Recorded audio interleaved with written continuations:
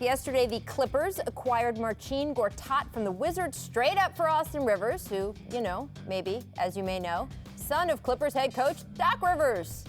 Kevin, how does this affect the relationship between Doc and the Clippers? They've already they have already. Doc got an extension. I mean, I think this is kind of water under the bridge. I mean, to the extent that was, I don't even know the question.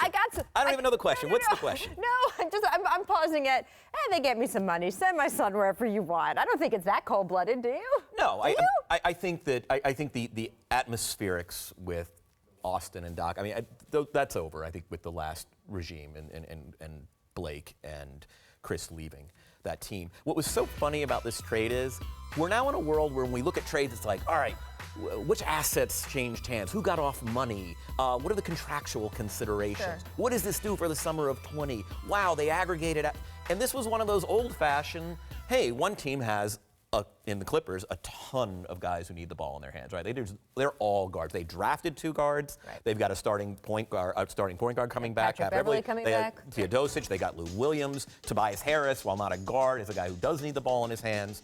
And what they do need is possibly some insurance if DeAndre Jordan either opts out, which I don't think he will, or they're able to kind of move him.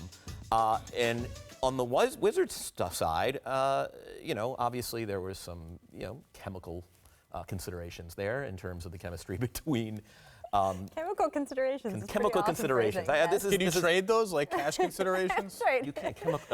They traded chemical considerations, Right. a periodic chart and a 7-foot Polish center. Right, and some arsenic. And what they get is some firepower off the bench, which kind of watching that team in the playoffs up close last season, they can use. Is this a precursor to something else? Do you think it's just a one-for-one? Oh, it's a precursor. I would be shocked if DeAndre Jordan were on the Clippers in a week. I mean, to me, this is the most obvious tell of the offseason so far is that they have some plan, whether it's DeAndre opting out or I agree with you, opt in and get traded somewhere else. To me, Marcin Gortat is your absolutely classic league average placeholder center. We just want to remain semi-competitive for a year. Who can we plug in? So I think it's a precursor for that. And I think the Wizards side is actually almost more interesting. I don't know quite what they're going to do. Yeah, there's it seems like an obvious precursor to a DeAndre trade. And by the way, the DeAndre Dallas angle, which is of course crazy considering the history there. Oh, water under. If Doc's team can trade Doc's son, then DeAndre Jordan can forget about the kidnapping and a Mark Cuban driving around Dallas and all that that's stuff. That's the thing. Look, some of these stories, of course, expand over time in the retelling. The story, and I don't know the accuracy level of it, of Mark Cuban angrily driving around Dallas trying to find DeAndre Jordan, that he would then have that be water under the bridge on his side and just trade for him?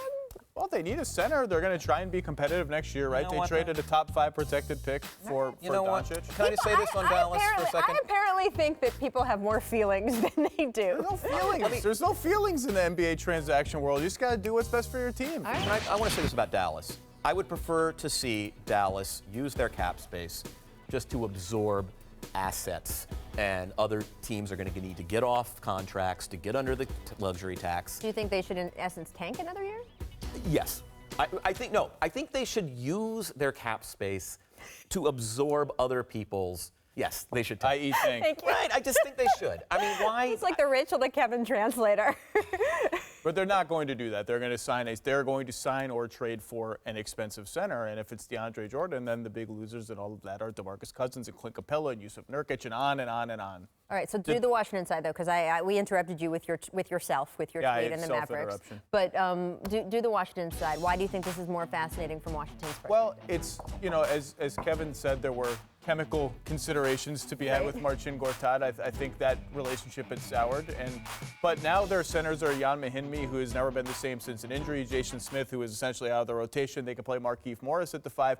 It just feels like something else is going to happen here. They got a lot of guards. The first thing I thought it was DeAndre. The second thing I thought it was the long dreamed of Boogie Cousins sign and trade to Washington. Does this signal that it's just so financially complicated that I'm not sure they'll be able to pull it off? But that's like thing 2 I thought of. What are the financial? Can you do it?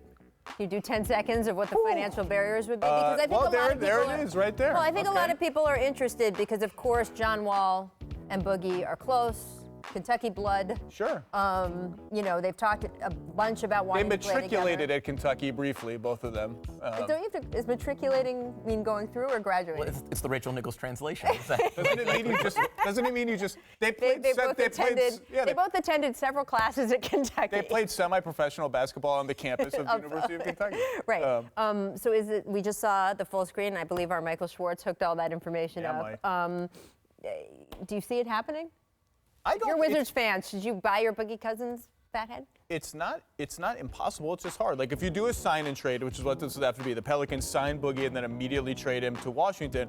Washington then has a ceiling on their payroll that is $6 million above the luxury tax. They cannot go over that at any point in the calendar season. And as you can see, they're already $4 million above the luxury tax, having signed nobody or done anything in the offseason. So the math is complicated, but Otto Porter makes like $25 million, so he's piece one.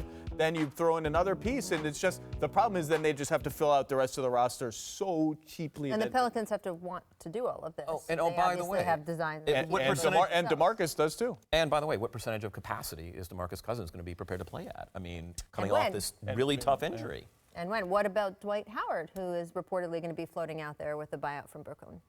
Look, if Dwight Howard says, I'll play for the minimum, I'll play 15 minutes a game, and all I'll do is screen and roll really hard to the rim, and I won't ask for John Wall to enter me the ball in the post so I can hit the backboard with a jump hook or travel or something, then he can fit on these teams. Can we be nicer to Dwight Howard, please? He's just never wanted to play that role. He can do those things really well. He rebounds the hell out of the ball. He's one of the best rebounders in the league statistically last year. He can defend against certain teams, against 5-out teams. It's a problem for him with shooting centers, but it's just a matter of role acceptance for him.